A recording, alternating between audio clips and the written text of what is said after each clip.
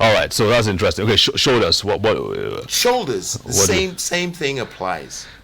In our shoulders, the shoulder is probably one of the most movable joints in the body, and so therefore we use it, and of course we use our hands and our arms very frequently. Okay. Use them to do everything. Okay. So when we are using our shoulders, when we are using our hands, we want to make sure that we use them close to the body. The more extended our arms are, the more stress that is placed on the shoulders themselves.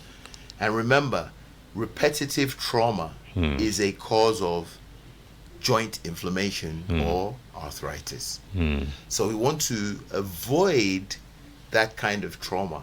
It's traumatic for you to lift your hand up like this. I remember back in the day when they used to tell us to put our hands up like this as a source of punishment. Yeah.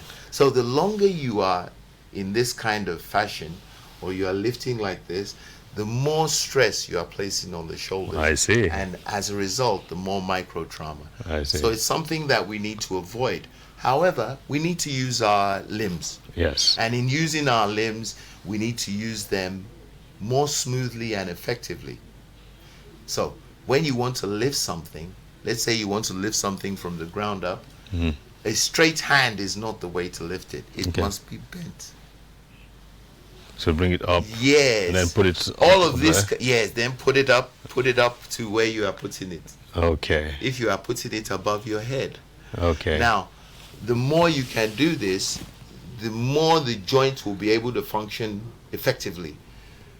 The joints themselves, especially the large joints of the shoulders, the knees, the ankles, and the hips, are full of what we call fluid. They have synovial fluid. Synovial fluid. And that synovial fluid is recirculated constantly.